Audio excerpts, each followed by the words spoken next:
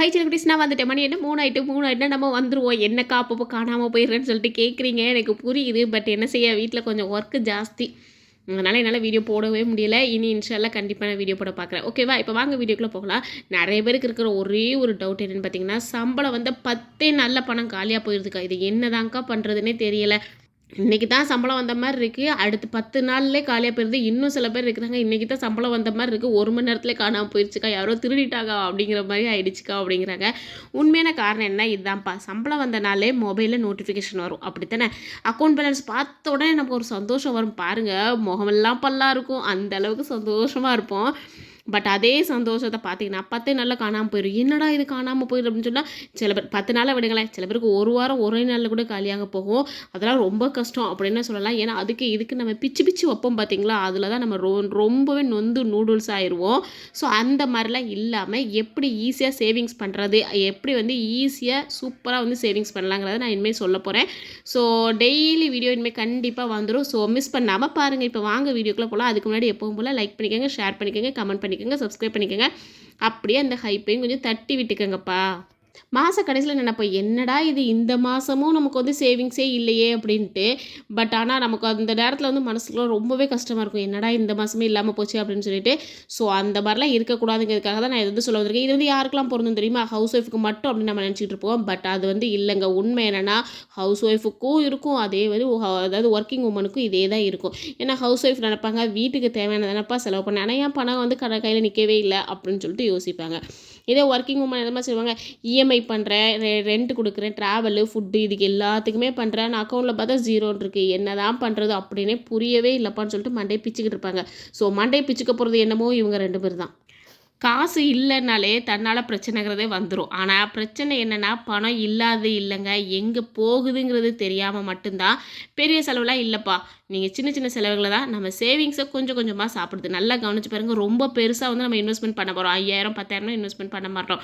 நம்ம அந்த 10 ரூபா 20 ரூபா 50 ரூபா 100 ரூபான்னு செலவு பண்ணுவோம் பார்த்தீங்களா, அதுதான் நம்மளோட சேவிங்ஸை கொஞ்சம் கொஞ்சமாக சுரண்டி எடுத்துரும். 50 ரூபா 100 ரூபா தானே பரவாயில்லப்பா விட்டு தள்ளுவோம் அப்படின்னு நினச்சி நம்ம நினைப்போம். ஆனால் அதெல்லாம் நம்ம எழுதி வைப்போம் பார்த்தீங்களா. நான் இதுக்கு முன்னாடியே சொல்லியிருக்கேன் பார்த்தீங்களா, சேவிங்ஸை எல்லாத்தையுமே எழுதி வைக்கணும், அதே மாதிரி வரவு செலவே எழுதி வைக்கணும் அப்படின்னு சொல்லிட்டு.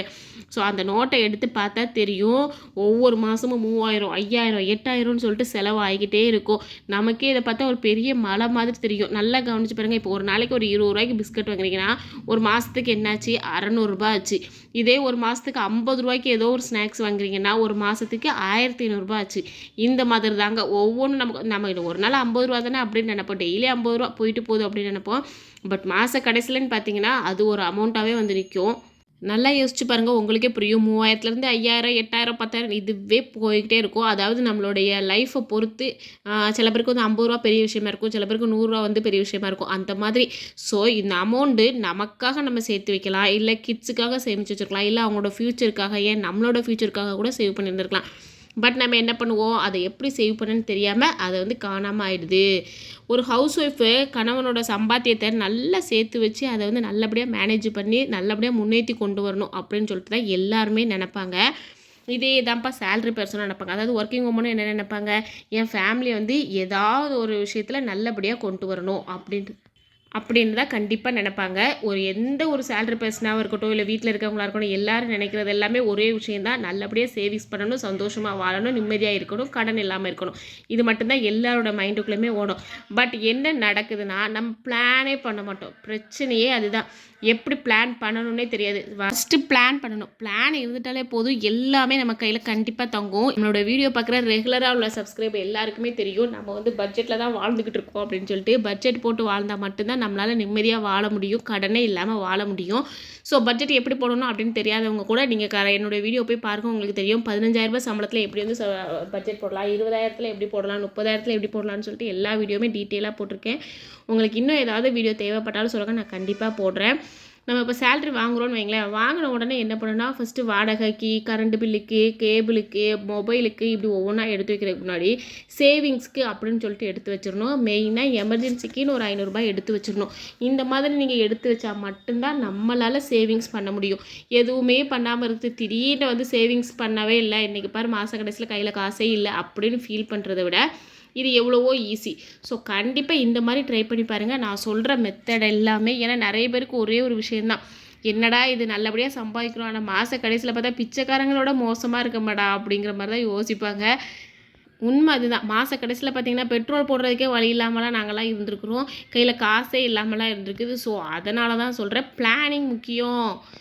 வடிவேலு சொன்ன மாதிரி மண்டபத்தில் இருக்க கொண்டையை மறந்துடக்கூடாது. சேலரி வந்த உடனே ஃபஸ்ட்டு சேவிங்ஸு, அதுதான் மெயின்னு. மண்டபத்தில் இருக்க கொண்டையை நம்ம மறந்துட்டோன்னா அப்புறம் மாதம் முழுக்க நம்ம தான் ஃபீல் பண்ணணும்.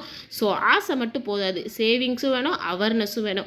அவேர்னஸ்னால் என்னன்னு சொல்லிட்டு உங்களுக்கு புரிஞ்சிருக்கும்னு நினைக்கிறேன். இவ்வளோ நேரமாக நான் டீட்டெயிலாக விளக்கியிருக்கேனே, இந்த விளக்கத்தை தான் நான் சொல்லிக்கிட்டு இருக்கேன். ஸோ அதனால் கண்டிப்பாக நீங்கள் ட்ரை பண்ணி பாருங்கள். இன்றைக்கி ஒரு விஷயத்தை நல்லா தெரிஞ்சுக்கங்கப்பா. நீங்கள் ஹவுஸ் ஒய்ஃபாக இருந்தாலும் சரி, இல்லை ஜாப்புக்கு போகிறவங்களா இருந்தாலும் சரி, இன்கம் எவ்வளோ இருந்தாலும் சரிப்பா, சேவிங்ஸு வேணும். புரிஞ்சிருக்கும்னு நினைக்கிறேன். எவ்வளோ அதாவது எவ்வளோ சேலரி வந்தாலும் சரி, உங்களோட சேவிங்ஸ் இருந்தால் மட்டும்தான் நீங்கள் வந்து முன்னேற முடியும். பெருசாலாம் நீங்கள் ஒன்றும் சேஞ்ச் பண்ண வேண்டாம்ப்பா. உடனே நான் சேவ் பண்ணுறேன், மாதம் 5000 எடுக்கிறேன், 10,000 எடுக்கிறேன்னு சொல்லிட்டு போக வேண்டாம். சின்ன சின்ன அமௌண்ட்டாக எடுங்க. ஒரு நாளைக்கு 100 எடுங்க, ஒரு நாளைக்கு 150 எடுங்க. ஒன்றுமே வேண்டாம்டா, ஒரு நாளைக்கு 50 எடுத்து வைங்க, மாதத்துக்கு 1500 வரும். அதை எடுத்து ஒரு உண்டியில் போட்டு வைங்க. இப்படி எதையோ ஒரு சேவிங்ஸ் பண்ணுங்கள். சேவிங்ஸே இல்லைன்னா அப்புறம் மாத கடைசியில் திண்டாடணும் ஒன்று, ஒரு அவசரத்துக்கு அடுத்தவன்கிட்ட போய் கேட்டு நிற்கணும். இந்த கேட்டு நிற்கிறதுலாம் வர வேண்டாம் அப்படின்னு சொல்லிட்டு தான் நான் இந்த சேவிங்ஸுன்னு கூவிக்கிட்டே இருக்கேன். ஸோ கண்டிப்பாக சேவிங்ஸ் பண்ணுங்கள், ஓகேவா? சின்னதாக குட்டியாக ஸ்டெப்ஸ் எடுங்க போதும். நான் சொன்ன மாதிரி தான் 50 ரூபாய், ஏன் 10 ரூபாயிலேருந்து கூட நீங்கள் ஸ்டெப்ஸ் எடுங்க. இல்லையா சில்லறை சேர்த்து வச்சு கூட நம்மளால் வந்து முன்னேற முடியும். ஸோ கண்டிப்பாக இந்த மாதிரி பண்ணுங்கள். இனி நம்ம சேனலில் நம்ம டெய்லி ரியலிஸ்டிக்காக உள்ள சேவிங்ஸ் டிப்ஸ் எல்லாமே ஈஸியாக ஷேர் பண்ண போகிறோம்டா. ஸோ எப்போவும் போல் நீங்கள் என்ன பண்ணணும், லைக்கு, ஹைப்பு, சப்ஸ்கிரைபு பட்டனை தட்டி வச்சுக்கோங்க. அப்போ தான் நான் போடுறதெல்லாம் உடனே உங்கள் மண்டையில் வந்து டக்குன்னு விழுந்துடும், ஓகேவா? ஸோ அதனால் நீங்கள் நம்மளோட சேனலை சப்ஸ்கிரைப் பண்ணி வச்சுக்கோங்க. டெய்லி குட்டியாட்டு சூப்பர் கண்டென்ட்டோட வரேன். நான் ஈஸியான விஷயத்தை மட்டும்தான் சொல்லுவேன். ஸோ கண்டிப்பாக நீங்கள் ஈஸியாக ட்ரை பண்ணி பார்க்கலாம், நான் நம்புகிறேன். என்னோடய வீடியோ உங்களுக்கு பிடிச்சா லைக் பண்ணிக்கோங்க, ஷேர் பண்ணிக்கோங்க, கமெண்ட் பண்ணிக்கோங்க, சப்ஸ்கிரைப் பண்ணிக்கோங்க. டாட்டா, பாய் மா. இதே மாதிரி இன்னொரு வீடியோவில் நான் உங்களை பார்க்குறேன்.